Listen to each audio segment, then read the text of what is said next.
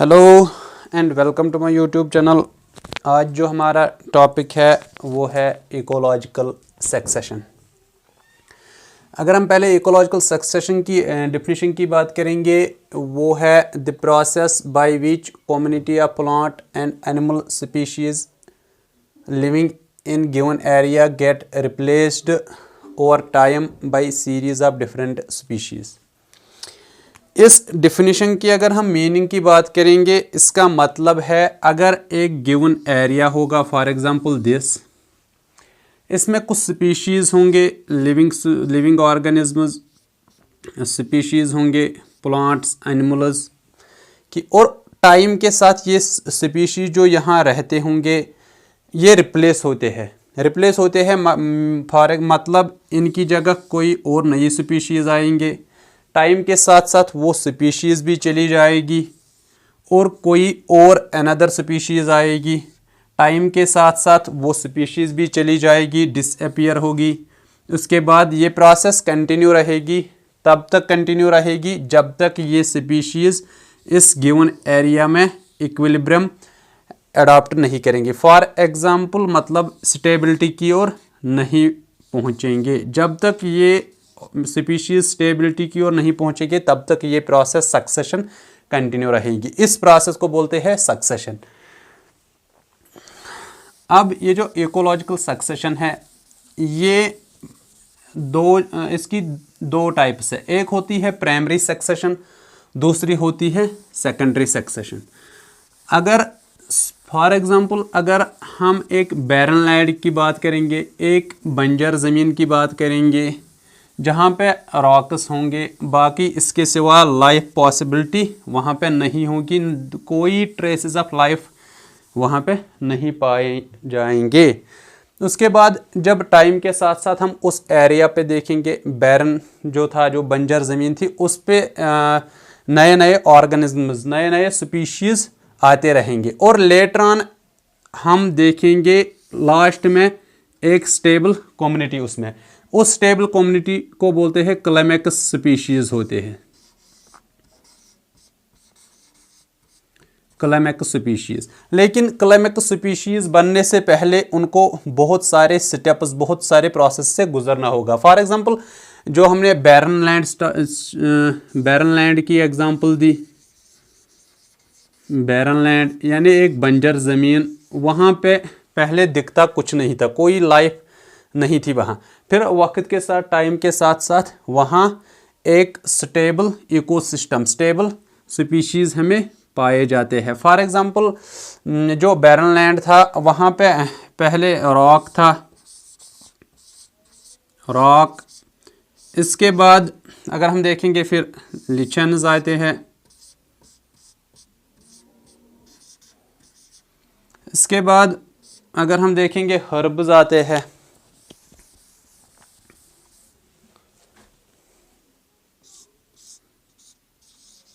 Herbs, फिर shrubs, और last में ये बनता है ट्री के फॉर्म में। बड़े बड़े दरख्त उस सिस्टम में पाए जाते हैं। जो पहली स्पीशीज यानी ये इनको बोलते हैं, जहाँ से स्टार्ट होगा लिचन से, इनको बोलते हैं pioneer species. Pioneer species, pioneer species मतलब जो इस बैरन एरिया या वहाँ पे जहाँ पे लाइफ कुछ एग्जिस्ट नहीं करती थी, कोई ट्रेसेस ऑफ लाइफ पाए नहीं जाते थे, वहाँ जब ये लिचन्स आते थे वहाँ पे अपना कब्जा जमाते हैं, कॉलोनाइज करते थे उस एरिया को। उस स्पीशीज जो पहले उस पे कब्जा जमाएगी उस एरिया पे, उस स्पीशीज को बोलते हैं पायोनियर स्पीशीज। और जो लास्ट में एक स्टेबल इकोसिस्टम, स्टेबल स्पीशीज यानी बड़े बड़े ट्रीज बनेंगे, वहाँ एक फॉरेस्ट बनेगा, वहाँ क्या बनेगा, एक फॉरेस्ट। उस स्पीशीज ये जो स्पीशीज लास्ट में होती है एक स्टेबल स्पीशीज, इसको बोलते हैं क्लाइमैक्स स्पीशीज, इसको बोलते हैं क्लाइमैक्स स्पीशीज।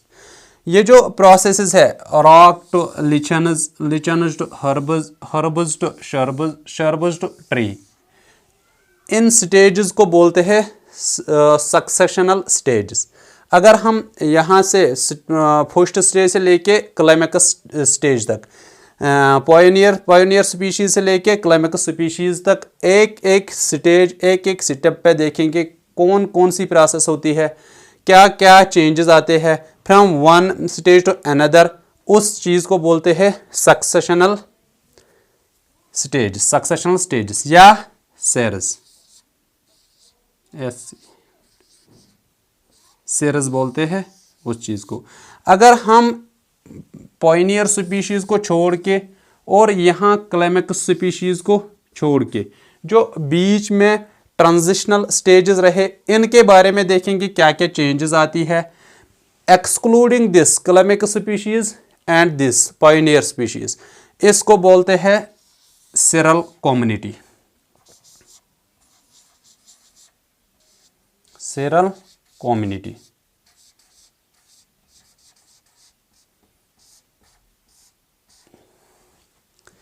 मतलब अगर इस पायोनियर स्पीशीज़ को छोड़ के और क्लाइमेक्स स्पीशीज़ को छोड़ के बीच वाले जो स्टेजेस बचे हैं, इनके बारे में देखेंगे कौन कौन चेंज आती है फ्रॉम बिटवीन दीज स्टेजेस, उसको बोलते हैं सिरल कम्युनिटी।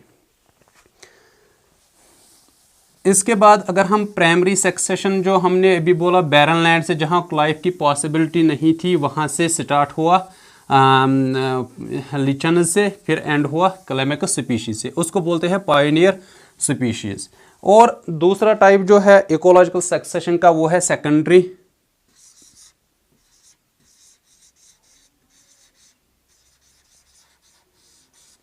सक्सेशन।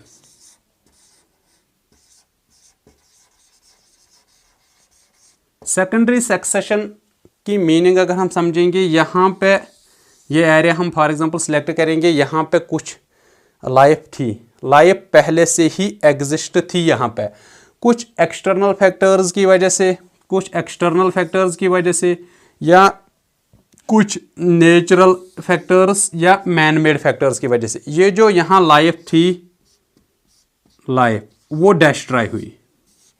जब ये डिस्ट्रॉय हुई, अगर हम एग्जांपल लेंगे, ये एक फॉरेस्ट था, फिर फॉरेस्ट फायर की वजह से यह कंप्लीटली डिस्ट्रक्शन हुई। जब डिस्ट्रक्शन हुई, फिर हम कुछ टाइम के बाद देखते हैं, लेकिन यहाँ रहता है प्रेजेंट, सीड्स भी होते हैं,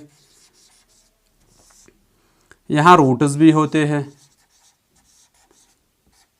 फिर हम कुछ टाइम के बाद देखते हैं यहाँ पे एक और नई स्पीशीज, नया एक स्टेबल इकोसिस्टम ग्रो हुआ दिखता है। उस चीज़ को, उस प्रोसेस को बोलते हैं सेकेंडरी सक्सेशन। सेकेंडरी सक्सेशन जो होती है ये फास्ट होती है, फास्टर किससे होती है than that of primary succession, क्योंकि प्राइमरी सक्सेशन में ऐसा कुछ पाया नहीं जाता था। यहाँ सॉइल भी होती है।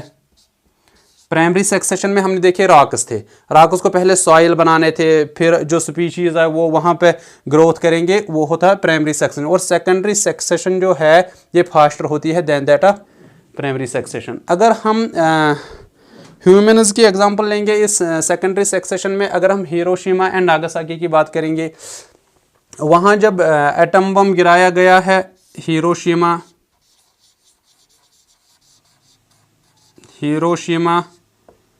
नागासाकी पे, जब एटम बम गिराया गया है, वहाँ लाइफ डिस्ट्रॉय हुई, कुछ बचा नहीं। लेकिन अगर हम आज के टाइम में देखेंगे, आज वहाँ डेवलपमेंट हुई है, लाइफ पॉसिबिलिटी है, वहाँ लोग बसते हैं आजकल। इस प्रोसेस को बोलते हैं, जहाँ लाइफ पहले थी, फिर किसी एक्सटर्नल वजह की वजह से डिस्ट्रॉय हुई, फिर अगेन वहाँ लाइफ की पॉसिबिलिटी है और लाइफ है भी, उसको बोलते हैं secondary succession.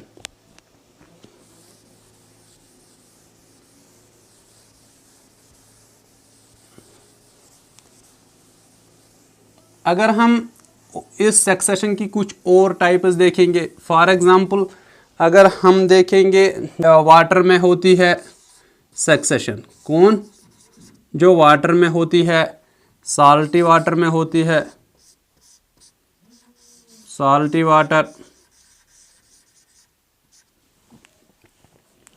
Salt dry region में होती है,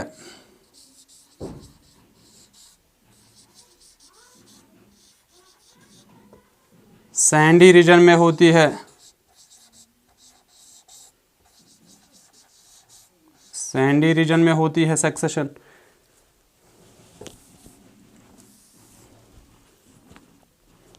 रॉक्स में होती है,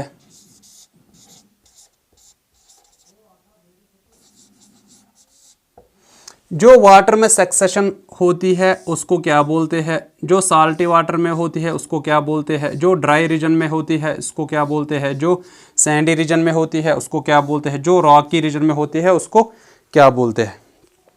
जो वाटर में होती है इसको बोलते हैं हाइड्रोसिरी,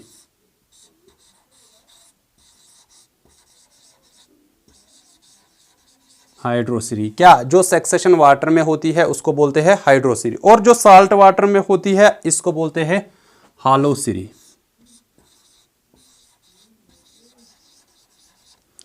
जो वाटर में सक्सेशन होती है उसको बोलते हैं हाइड्रोसिरी, और जो साल्ट वाटर में उसको बोलते हैं हेलोसिरी, और जो ड्राई रीजन में होती है इसको बोलते हैं जीरोसिरी,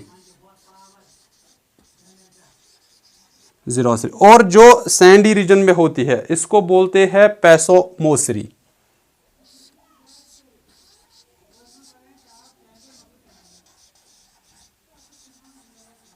पैसोमोस। और अब जो रॉकी रीजन में होती है इसको बोलते हैं लिथोसिरी, लिथोसिरी।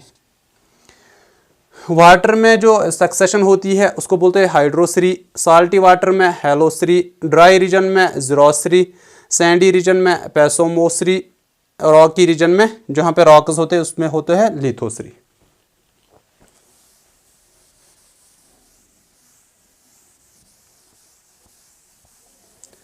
इसके बाद अगर हम बात करेंगे हैबिटेट और इकोलॉजिकल निश के बारे में, हैबिटेट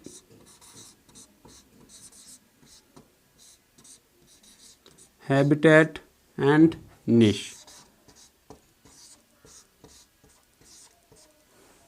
ये जो हैबिटेट एक टर्म है जहां पे ऑर्गेनिज्म लिव करता है, जहां पे ऑर्गेनिज्म लिव करता है उस एरिया को बोलते हैं उस ऑर्गेनिज्म का हैबिटेट। फॉर एग्जांपल अगर हम ह्यूमन्स की बात करेंगे, ह्यूमन्स का जो हैबिटेट है वो होता है हाउस, ह्यूमन्स का हैबिटेट होता है हाउस। और फॉर एग्जांपल अगर हम बर्ड्स की बात करेंगे,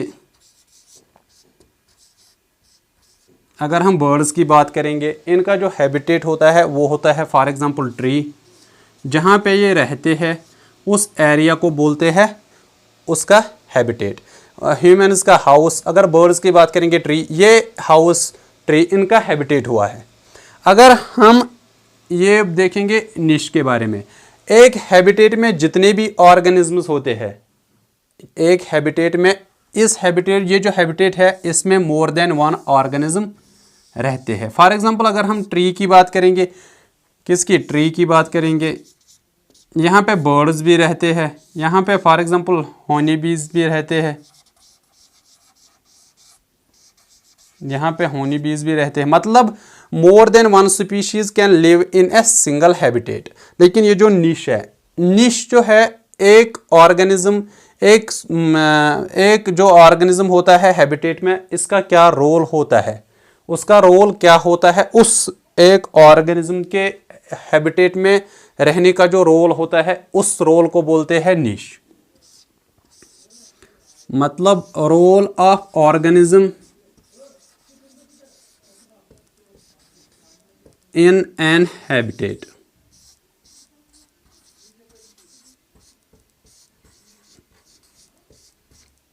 हैबिटेट होती है वो जगह जहां पे ऑर्गेनिज्म रहता है, और उस ऑर्गेनिज्म का जो रोल होता है उस हैबिटेट में उसको बोलते हैं उस ऑर्गेनिज्म की निश। मतलब फॉर एग्जांपल अगर हम, ये जो ट्री है ये हैबिटेट है, किसका हैबिटेट है, ये है बर्ड का भी, हनी बी का भी। हनी बी का काम क्या है, इसका रोल क्या है, प्रोड्यूस हनी करती है, प्रोड्यूस करती है हनी। ये जो हनी ये प्रोड्यूस करती है और बर्ड का रोल अलग है। ये इसका रोल हनी प्रोड्यूस करना नहीं है। ये डिफरेंट रोल जो होते हैं ऑर्गेनिजम्स के, उनको बोलते हैं उन ऑर्गेनिजम्स की निश।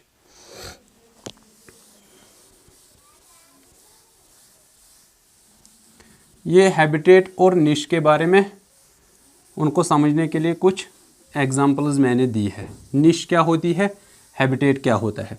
और ये जो हैबिटेट होता है इसमें हम एक ऑर्गेनिज्म के रोल को कंप्लीटली इग्नोर करते हैं, लेकिन निश जो होती है उसमें ऑर्गेनिज्म का रोल पूरा पढ़ते हैं। फॉर एग्जांपल वो ऑर्गेनिज्म जो है वो उसको उसके मेट्स के बारे में पढ़ते हैं, वो फूड कैसे प्रिपेयर करता है, वो प्रेडेटर से बचता कैसे है। डिफरेंट रोल जो होता है उसको बोलते हैं ऑर्गेनिजम्स निश।